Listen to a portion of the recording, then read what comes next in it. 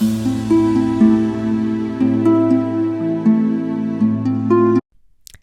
everyone, welcome back to Healing Her Sacred Light.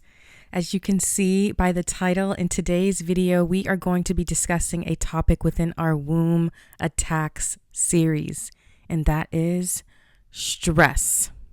The aim of this video is to discuss how chronic stress affects women's hormonal balance and overall health, as well as to empower women to reclaim their feminine vitality through nourishment, rhythm, and womb-centered living. Let's get started.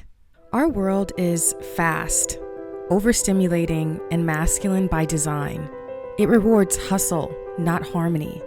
It teaches us to override our rhythms with caffeine, screens, schedules, and pressure, to give instead of receive, to numb instead of feel. We are told to push through it all, even if that means sacrificing our own bodies. And it's silently attacking the womb, the hormones, and the life force of women. Stress doesn't just affect our mood or weight, it literally changes the way our bodies produce hormones, draining us of our feminine essence, leading to fatigue, mood swings, menstrual irregularities, and emotional disconnection. We see the effects of stress in the rising rates of burnout, anxiety, infertility, hair thinning, hormonal acne, fibroids, cysts. We feel it in the emotional exhaustion, the disconnection from our sensuality, the low libido, and the subtle grief of being out of sync with our own bodies. Feminine vitality is more than just feeling good. It's the sacred flow of life force through our bodies and our wombs. It's the energy that creates life, not just in the form of babies, but in vision, love, creativity, intuition, and connection to spirit. Feminine energy is rooted in receptivity and in the wisdom of rest, slowness, and nourishment. Let's be honest, the world we live in was not built for the feminine body. The entire structure of modern life, the 9-to-5 grind, the constant hustle, the glorification of productivity, is rooted in a testosterone-based model. Testosterone is what drives men to conquer, to compete, to push forward. It's goal-oriented, linear, external. But the feminine is ruled by estrogen, or hormone that flows in cycles, that governs receptivity, creativity, connection, and internal nourishment. Where testosterone says go out and get, estrogen says slow down and receive. The problem is, in order to succeed in today's world, us women are told that we must override our cyclical nature. We're expected to show up at the same energy level every day, work through our periods, hustle harder when we're exhausted. Here's the truth. Living in a constant state of output is antagonistic to the feminine, and the body knows. It tells us through the fatigue, the anxiety, the hair loss, the irregular cycles, and the fertility struggles. The womb is delicate, and when we force her to operate in a system that doesn't honor rest, softness, and rhythm, she shuts down. Feminine energy was never meant to grind. It was meant to flow, to nurture, to create from overflow, not depletion. Most women are operating from survival, not sacred fullness. And this doesn't just affect our spirit, it affects our bodies through our hormones. Every time we override our body's call for rest, ignore intuition, or perform inauthentic roles to survive, we're feeding cortisol and starving our femininity. Our mental and emotional state literally affect our bodies physically. So let's talk more about cortisol, the stress hormone. Cortisol rises in response to anxiety, overwork, overstimulation, poor sleep, as well as undereating or overeating. It's not necessarily a villain. It's the body's way of protecting us during moments of danger. It actually helps our bodies adapt to the stress. The thing is, in modern life, that danger never ends. The deadlines, the bills, the scrolling, the pressure to be everything at once. It keeps cortisol high for long periods of time, and so our bodies stay stuck in survival mode. Let's dive into how this physically affects the body. So cortisol is released by your adrenal glands. And when you're under constant stress, whether it's physically, emotionally, or mentally, your body keeps pumping out cortisol like a fire alarm that never turns off. And over time, this burns out your stress response system. This is called adrenal fatigue, and it affects everything.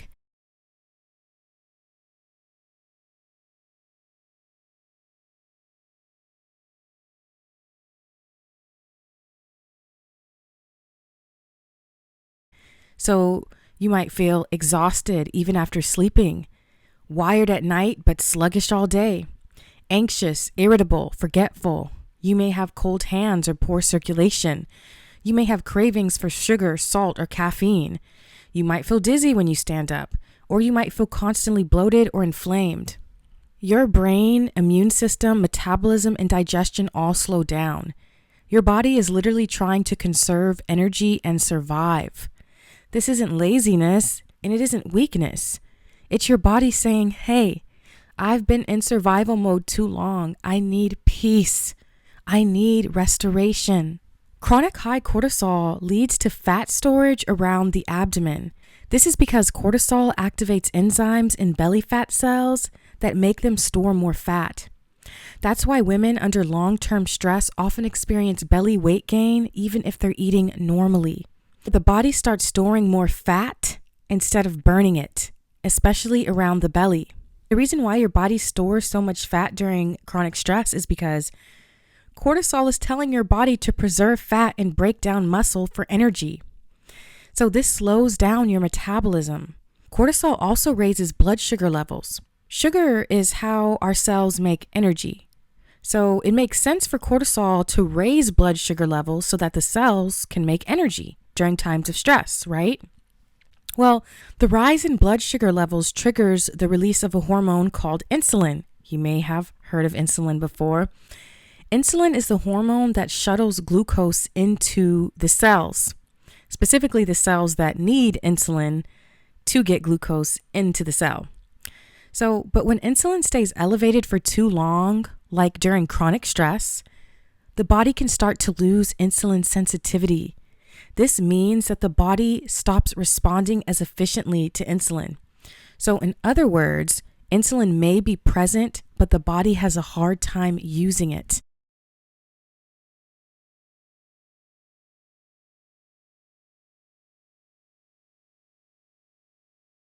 Chronic stress drives cravings for quick energy, sugar, caffeine, processed fats. This is your body trying to refuel fast. It's running in survival mode. And over time, cortisol even suppresses the thyroid, the gland that regulates how efficiently you burn energy. This makes it even harder to lose fat, even when you're trying. A slower metabolism equals slower fat breakdown. Cortisol also interferes with ghrelin and leptin, your hunger and fullness hormones. You feel hungrier more often and less satisfied after meals. This leads to emotional eating and fat gain without nourishment. Now, you might be thinking, well, what is a big emphasis on gaining weight and having fat around your stomach? Y'all, here's the thing. Not only is the fat inflammatory, right, which can cause free radicals and damage cells, but it also is converting testosterone to estrogen. So if you have excess estrogen in your body, this leads to something called estrogen dominance. And we're going to talk about what estrogen dominance does to the body in just a bit, okay? Cortisol basically tells your brain, right, we're in danger. Stop digesting. Stop ovulating. Stop repairing. Just survive. We need to survive, right? So the body stops prioritizing fertility, sensuality, womb health, because those things require safety. Do you see? So in my last video, I showed you how endocrine disrupting chemicals interfere with your hormones. Today, we're adding a deeper layer. So when you're under chronic stress, whether from work, lack of sleep, emotional pain, or overeating or undereating, your body produces more cortisol, right? So I'm going to show you the diagram that I showed in my endocrine disrupting chemical video. So here it is. We're adding another layer to it. Okay, so first, let's just start with the regular image. Okay, you see We have the hypothalamus that releases GnRH, okay? GnRH goes on to stimulate the pituitary to release LH and FSH, okay?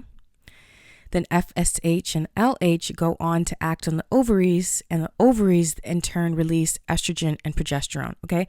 This is a basic layout for how the women's reproductive system works, okay? So where does cortisol come into play? Let's look at this next diagram where I've added cortisol. So as you can see, cortisol directly blocks GnRH, and that's the hormone your brain uses to kickstart your menstrual cycle, right? So without GnRH, your pituitary gland cannot release FSH or LH, which are needed to tell your ovaries to make estrogen and trigger ovulation. So what happens? Well, you don't have GnRH, then you're not going to have FSH, no LH, therefore you're not going to have estrogen. Guess what? You're not going to have ovulation. And you know what no ovulation means? No fertility. Do you see? This is why stress can cause late or missing periods, mood swings, low libido, and fertility issues. Another thing, when cortisol levels stay elevated for too long, it also interferes with progesterone. So it's a balance game, right, between progesterone and estrogen. And remember I mentioned estrogen dominance earlier in the video. Well, we're going to talk about it now. When you don't have as much progesterone, guess what? This leads to estrogen dominance. That just basically means relative to progesterone, you have more estrogen. So even if your estrogen levels aren't technically high, they're just relatively higher than progesterone, okay? So what can estrogen dominance cause? Estrogen dominance can cause bloating, breast tenderness, mood swings, heavy or irregular periods, fibroids, PCOS symptoms, and cysts, as well as anxiety or emotional hypersensitivity. And this is all from stress, y'all. So what's wild is that most women have no idea this is happening. When cortisol is high, your body cannot heal. Chronic stress keeps your body in survival mode. And this basically activates the sympathetic nervous system, which is the fight or flight mode. So in this state, like I've mentioned multiple times in this video, your body prioritizes immediate survival, not long-term repair or restoration. So if your body is stuck in a loop of stress, always anticipating danger, real or perceived, that sense of safety is never fully achieved, okay? As long as you're in fight or flight mode, your energy is being used to defend and not to rebuild, okay? Healing only becomes possible when the body shifts into the parasympathetic state. That is the opposite of the sympathetic state. The parasympathetic state is rest, digest, and restore. That's when the body finally feels safe enough to regenerate, rebalance, and repair. Your body was not made to live in constant survival mode. It was made to feel safe, rhythmic, soft, and nourished. But in this system, stress is normalized, even rewarded. And so the soul begins to suffocate and the body begins to whisper, please stop. And in a world that worships hustle, you feel guilt for slowing down until your body forces you to. So your body might begin with a whisper, but the next thing you know, it's screaming. And you might end up in the hospital like with an emergency or have a significant illness. Don't let it get to that point. Rest, breathe, slow down, okay? So in order to heal, you must first tell your nervous system you are safe now. That's when your hormones can re-regulate. That's when the womb begins to soften. So let's talk about ways you can tell your body that she is safe.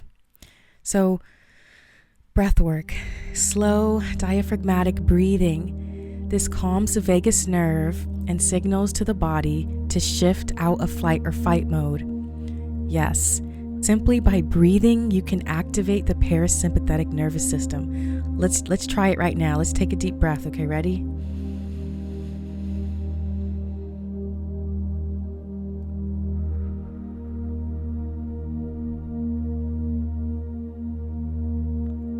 That felt good. Next, restorative movement, gentle stretching, yin yoga, slow dancing, movement that honors softness, not force. You know, y'all, sometimes just go in your living room, turn on some music and just flow and just feel the music. This also helps to calm your body down. Crystal sound healing. I have sound bowls. I actually posted a little sound bowl meditation session on my YouTube shorts. So this is sound healing. It's vibrational medicine to harmonize the womb and heart. So if you have your crystal bowls, use them. And if you don't, get yourself a set. They have little bowls for not that expensive. If you can't get like the larger 7-bowl crystal set. Warm baths or foot soaks, y'all. I love my herbal baths. Okay, you can get yourself a bath bomb.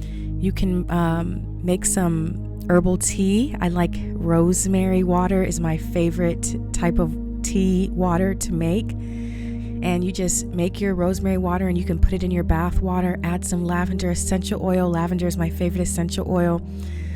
Light a candle. Turn on some relaxing spa music and just enjoy your bath. Grounding, okay? I've talked about grounding before on my channel. So this is walking barefoot on the earth, lying under trees, placing your womb against the soil. It's just really connecting with Mama Earth, okay? And remember, Mama Earth is actually, she's negatively charged, basically. And basically, so she has a lot of electrons, basically, and the free radicals that I always talk about when I mention inflammation, the ones that damage your body, they want electrons, basically, to keep it simple. And if they don't get those electrons, they're going to go crazy, damaging stuff all over your body. And Mama Earth provides the electrons that those free radicals want. And that's why connecting with the earth, physically, like literally connecting your skin with the earth is literally healing, because it neutralizes those free radicals, basically. Okay? So let's talk about some herbal allies. There are many powerful herbs that have been used for generations to support the body under stress. And they come in 2 main categories when it comes to when we think about stress, okay? Adaptogens and Nervines. Let's start with adaptogens. Adaptogens are plants that help your body adapt to stress. They don't force or sedate, they just bring balance. They support the adrenal glands, they regulate cortisol, and help your body come back into rhythm after being in survival mode. A few adaptogens are ashwagandha. This is deeply grounding. It helps lower cortisol and bring calm to the mind. Holy basil. This helps to clear mental fog and lift the spirit. Shatavari, a feminine tonic that nourishes your yin and supports hormonal balance. Then we have Nervines, and these herbs, like their title, they support the nervous system directly. Nervines are for the women who feel frazzled, anxious, or overstimulated. The woman who's tired but can't rest. The woman who wakes up with tension in her chest or a clenched jaw. So some Nervines include lemon balm. It's beautiful for calming racing thoughts. Milky oats, one of the most restorative remedies for emotional burnout. Chamomile and lavender. Lavender is my personal favorite.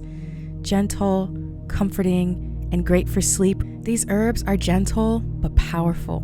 You can take them as teas, tinctures, or capsules. But always start slowly and listen to your body. In conclusion, feminine vitality isn't and shouldn't be something you have to chase. It's something you return to when you finally stop running, when you stop trying to force your body to keep up with a world that never rests, when you stop punishing yourself for needing stillness. Modern life is not built for the feminine, and the cost is deep. Feminine vitality is not about perfection. It's about remembering our natural design. It's about choosing softness, nourishment, and alignment in a world that constantly demands the opposite.